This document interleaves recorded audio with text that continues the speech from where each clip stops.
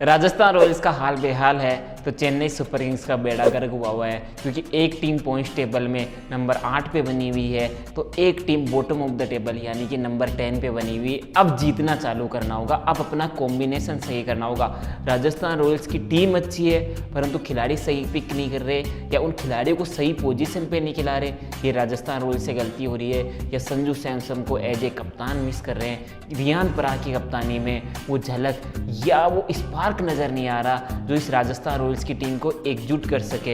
इसके अलावा Chennai super Kings combination, Sam Curran को खिलाना क्या सही है, दीपक हुडा क्यों खेल रहे हैं, राहुल त्रिपाठी क्यों ओपन कर रहे हैं, क्यों डेविन कॉनवे को मौका नहीं मिल रहा है, MS धोनी नंबर 9 पे बल्लेबाजी करने के लिए आ रहे हैं।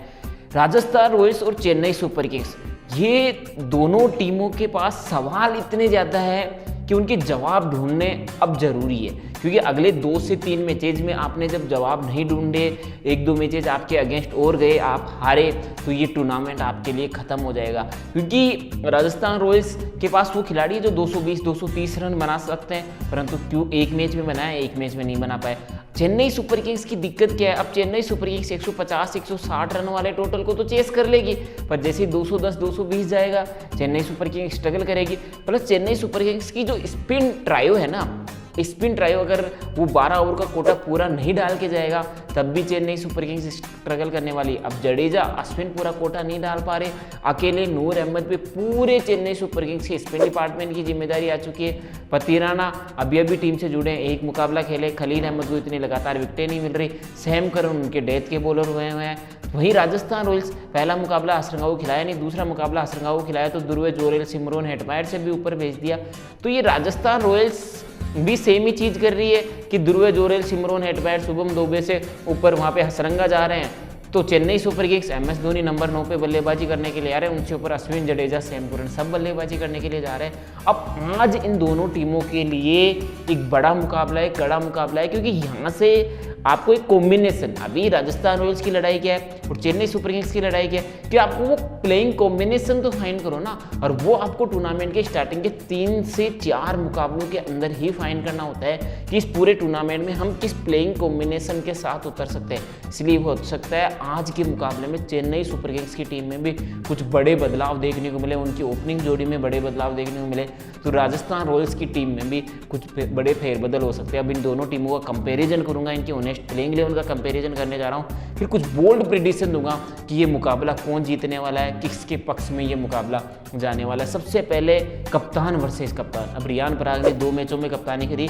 दोनों मैचों में राजस्थान रॉयल्स की टीम हार जाती है, तो वहीं ऋतुराज गायकवाड़ एक मैच जीतते हैं, एक मैच हारते हैं। अब ऋतुराज गायकवाड़ का एक मैच में बल्ला चला तो CSK की टीम जीत गई, एक मैच में 0 पे आउट हुए तो CSK की टीम हार गई। वहीं रियान पराग का बल्ला दोनों मुकाबलों में नहीं चला, उनकी कप्तानी भी नहीं चली। तो अगर कप्तानी की रैंकिंग देनी हो ना, तो ना तो ऋतुराज गायकवाड़ ऊपर नजर आ रहे हैं, ना ही रियान पराग ऊपर नजर आ रहे हैं, क्योंकि ऋतुराज गायकवाड़ की कप्तानी में भी कई सवालिया निशान है। क्यों डेविन कॉनवे नहीं खेल रहे हैं, अश्विन से पूरा ओवर का कोटो नहीं करवाना, रविंद्र जडेजा की गेंदबाजी, कई ऐसे सवाल खड़े कर रहे हैं। इसलिए मैं ऋतुराज गायकवाड़ को 3.6 रेटिंग दूंगा, तो रियान पराग को 3.5 ही रेटिंग देना चाहूँगा, क्योंकि आउटस्टैंडिंग कप्तानी दोनों ने ही नहीं करी है। अब दोनों का जो टॉप ऑर्डर है ना, वो बहुत ज़्यादा ही डगमगाता हुआ नजर आ रहा है। एक तरफ रचिन रविंद्रा, राहुल त्रिपाठी और ऋतुराज गायकवाड़ है, तो दूसरी तरफ संजू सैमसन, यशस्वी जायसवाल और रियान पराग। अब जायसवाल भाई साहब दोनों पारियों में फ्लॉप 1 और 29 रन बनाए। सैमसन ने थोड़ी सी कंसिस्टेंसी दिखाई, पहले मुकाबले में 66 रन बनाए, फिर दूसरे मुकाबले में 13 रन बनाए, क्योंकि अब संजू सैमसन हो सकता है कि इस मुकाबले के बाद में एज ए कप्तान भी रिटर्न हो जाए। ये रियान पराग की कप्तानी का लास्ट मैच हो सकता है, तो रियान पराग भी जाते जाते एक जो छाप छोड़ना है ना, वो छोड़ना चाहेंगे, और वो बल्ले से भी छोड़ना चाहेंगे, क्योंकि दोनों मुकाबलों में 4 और 25 दोनों मुकाबलों में मिला के 29 रन बनाए। उनकी कप्तानी भी नहीं चल रही, उनकी बल्लेबाजी भी नहीं चल रही, तो पराग भाई साहब चाहेंगे नहीं यार संजू सैमसन अगले मैच से वापसी कर लेंगे एज ए कप्तान, तो मैं ये मुकाबला जीत कर एक पॉजिटिव नोट पे समाप्त करना चाहूँगा। दूसरी तरफ CSK राहुल त्रिपाठी को क्यों ओपन करवा रहे हैं अभी तक समझ में नहीं है। अब राहुल त्रिपाठी वाला जो ब्लंडर खेलने की कोशिश करी है, ऋतुराज गायकवाड़ नंबर 3 पे हैं, थोड़ी सी बैटिंग में डेप्थ बढ़ाने की कोशिश करी है, ये जो ब्लंडर राहुल त्रिपाठी को ओपन करवाने का था ना, वो नहीं चला है। CSK की बल्लेबाजी में आप 2 खिलाड़ियों को आउट कर लो, रचिन रविंद्रा और ऋतुराज गायकवाड़, आप पूरा मुकाबला अपने पक्ष में कर लोगे। अब रचिन रविंद्रा ने कंसिस्टेंसी दिखाई है, पहले मुकाबले में नॉट आउट गए थे, CSK जीतती है, 65 रन बनाते हैं, दूसरे मुकाबले में 41 रन हाईएस्ट रन स्कोरर रहते हैं CSK के लिए। अब CSK को रचिन रविंद्रा के साथ राहुल त्रिपाठी को बाहर करना होगा और डेविन कॉनवे को लाना होगा। डेविन कॉनवे और सचिन रविंद्र ओपन करें, नंबर 3 पे ऋतुराज गायकवाड़ रहे।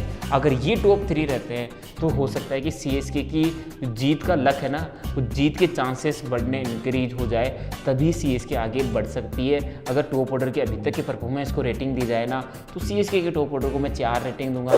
तो राजस्थान रॉयल्स का टॉप ऑर्डर यशस्वी के बल्ला, रियान पराग का बल्ला फ्लॉप चल रहा है, एक संजू सैमसन की एक 50 आई है, तो 3.5 रेटिंग देने की कोशिश करूंगा।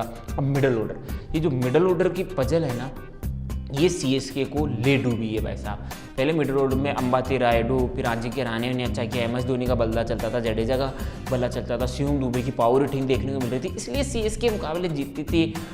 200 रन के लक्ष्य का भी पीछा कर चल रही थी। अब दीपक हुड्डा को खिला रहे हैं, दीपक हुड्डा भाई साहब क्यों खेल रहे हैं समझ में ही नहीं आ रहा। 3 और 4 रन बनाए, दुबे कभी 5 पे खेल रहे हैं, कभी 6 पे खेल रहे हैं। कॉम्बिनेशन दुबे का भी फिक्स नहीं है ना। दुबे ने जब लगातार नंबर 4 पे अच्छा खेला है, मिडल ओवर्स की फेज में अच्छा खेला है, तब सीएसके ने भी अच्छा किया है, दुबे ने भी अच्छा किया। अब दुबे के प्लेइंग 11 में जो कॉम्बिनेशन है, क्रम में लगातार चेंजेस किए जा रहे हैं। अब दुबे भाई साहब भी 9 और 19 रन ही बना सके, कुरन भाई साहब 4 और 8 रन, जडेजा 17 और 25 रन, और एमएस धोनी भाई साहब तो तब बल्लेबाजी करने के लिए आता है तब मुकाबला ही खत्म हो चुका होता है, तो उसका कोई महत्व नहीं। अब सीएसके फैंस में गट्स भी नहीं है कि आप एमएस धोनी को, या ऋतुराज गायकवाड़ में गट्स नहीं, कि आप थोड़ा ऊपर तो जाओ एमएस धोनी भाई साहब। जब आप 30 रन 14 गेंदों में बना सकते हो, वही आप 28 गेंदों में हमें 60 रन बना के दे दो, और ये 14 गेंदों में 30 रन अगर वो नंबर 4-5 पर आकर बना के देंगे ना, तो वो ज़्यादा फायदा हो सकता है। तो पूरी तरीके से सीएसके का मिडल ऑर्डर है ना, वो भोखलाया हुआ नजर आ रहा है। इसीलिए टॉप 3 में ऋतुराज गायकवाड़, डेविन कॉनवे और सचिन रविंद्र होने चाहिए। नंबर 4 पे शिवम दुबे, फिर नंबर 5 पे रविंद्र जडेजा, फिर नंबर 6 पे आप देख सकते हो कि दीपक हुड्डा, फिर 7 पे तो एमएस धोनी आनी चाहिए, फिर 8 पे रविचंद्रन अश्विन, फिर खलील अहमद, मतीसा तेराना। ये कॉम्बिनेशन सीएसके के लिए ज़्यादा बेहतर हो सकता है।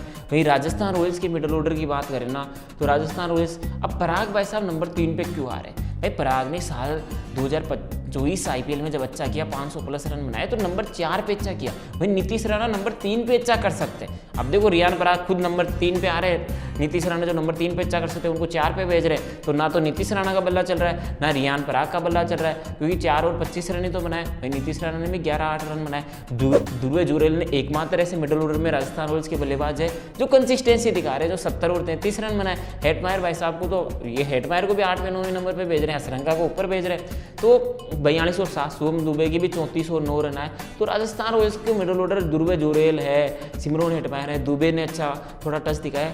एज कम्पेरेटिव सीएसके थोड़ा सा बेहतर मिडल ऑर्डर नजर आता है, इसलिए मैं राजस्थान रॉयल्स के मिडल ऑर्डर को 4 रेटिंग दूंगा। वहीं सीएसके के मिडल ऑर्डर को 3.5 ही रेटिंग देना चाहूँगा। परंतु राजस्थान रॉयल्स को अपने नंबर 3 पे नीतीश राणा को भेजना होगा, नंबर 4 पे रियान पराग, और फिर नंबर 5 पे ध्रुव जुरेल, फिर नंबर 6 पे हेटमायर, नंबर 7 पे शिवम दुबे। ये थोड़ा सा क्रम में है ना, वो एक बड़ा परिवर्तन राजस्थान रॉयल्स को करना होगा, क्योंकि नंबर 3 पे जो बलंडर खेला कप्तान बनते ही रियान पराग नंबर 3 पे है, वो नहीं चला, वो नंबर 4 पे शख्सियत है, तो नंबर 4 पे ही रियान पराग को आना चाहिए।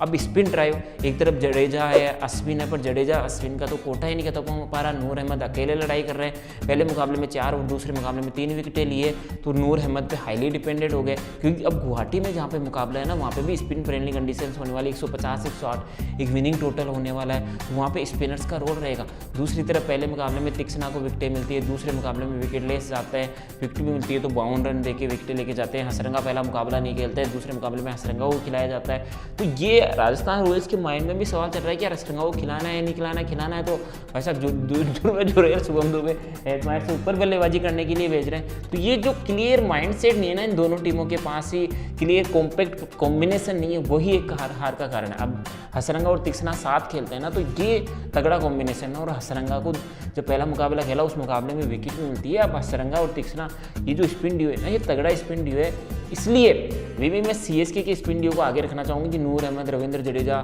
रविचंद्रन अश्विन, इनके पास एक्सपीरियंस ज़्यादा है, विकेटें भी ज़्यादा ली, इसलिए 4.5 स्टार देना चाहूँगा।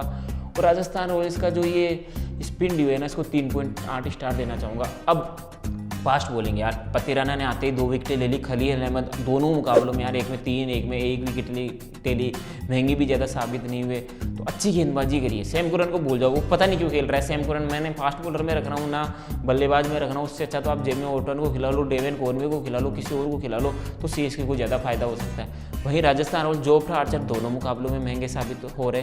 तुषार देशपांडे को पहले मुकाबले में विकेटें मिली, दूसरे मुकाबले में विकेट ले जाते हैं। संदीप शर्मा को भी एक ही विकेट मिली है 2 मुकाबलों के अंदर, तो ये कंसर्न है, ना संदीप शर्मा को विकेटें मिल रही है, ना आर्चर को विकेटें मिली है, ना तुषार देशपांडे अच्छी गेंदबाजी कर रहे हैं। पर ये सीएसके के लिए थोड़ा सा चाहिए, खलील अहमद भी अच्छा कर रहे हैं, वहीं मतीसा पति राणा ने भी आते ही अच्छा कर दिया। तो 4.2 स्टार में सीएसके की फास्ट बॉलिंग को दूंगा, तो 4 स्टार ही राजस्थान रॉयल्स की फास्ट बॉलिंग को दूंगा। ओवरऑल देखा जाए ना तो 19.8 रेटिंग आउट ऑफ 30 में से हासिल करी है सीएसके ने, और 18.8 हासिल करी है राजस्थान रॉयल्स से, मतलब 1 से पूरे 1 अंतर से सीएसके यहाँ पे बाजी मार के चली गई है। अब यहाँ पे ओवरऑल कंपैरिजन में तो सीएसके ने बाजी मारी है कि ये मुकाबला सीएसके जीतने वाली, क्योंकि इस मुकाबले की सबसे पहले बोल्ड प्रेडिक्शन मेरी यही रहने वाली कि ऋतुराज गायकवाड़ और रियान पराग 30+ रन बनाने वाले हैं, नूर अहमद और हसरंगा को 1+ विकेटें मिलने वाली है, और ये मुकाबला राजस्थान रॉयल्स की टीम ये मुकाबला जीतने वाली है, मेरी प्रेडिक्शन है ये।